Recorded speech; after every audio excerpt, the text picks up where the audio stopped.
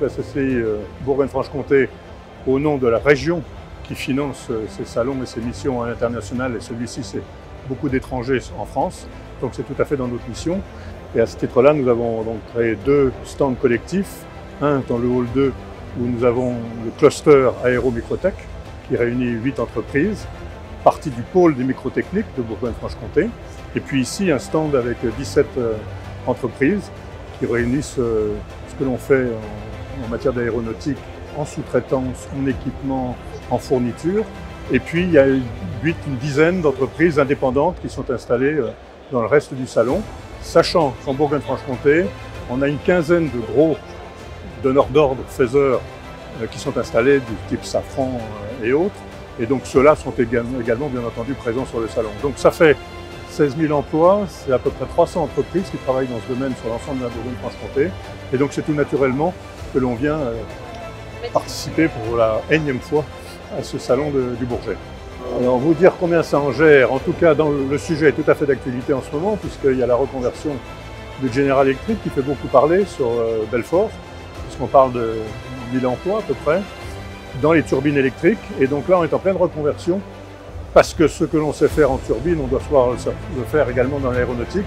Et donc on a aussi un rôle sur ce salon, c'est de venir avec des entreprises qui n'ont pas forcément des stands, mais qui sont intéressés par cette reconversion, et donc nous servons aussi là à leur ouvrir des portes pour aller de l'avant dans cette reconversion indispensable.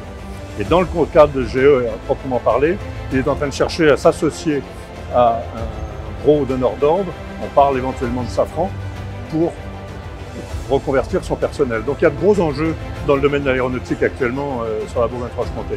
Dans l'innovation, on a notamment une société Certamex qui est start-up de l'année et qui a été reconnue comme telle dans le domaine des poudres et du compactage des poudres. Donc c'est une petite start-up comme tout démarrage. Ils étaient à peine 2 il y a 2 ans, aujourd'hui ils sont 10.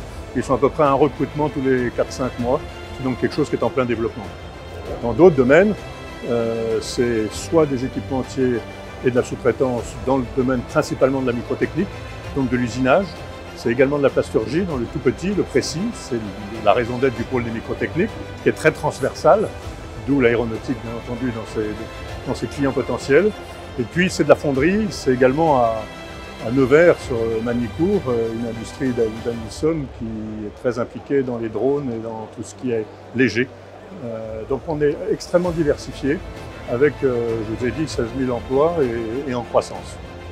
Le domaine de l'aéronautique, comme d'autres domaines, puisque nous sommes, comme je l'ai dit, extrêmement multisectoriels, et comme nous sommes la première région de France en nombre d'emplois dans l'industrie par rapport au nombre d'habitants, c'est donc un enjeu extrêmement important auquel nous participons dans son développement, dans son accompagnement, et notamment actuellement dans les territoires d'industrie, puisque sur la Bourgogne-Franche-Comté, ce ne sont pas moins de 10 territoires d'industrie qui ont été retenus et dans lesquels nous participons et nous contribuons à mailler ces territoires et à les développer en matière industrielle dans le cadre de l'Alliance Industrie du Futur.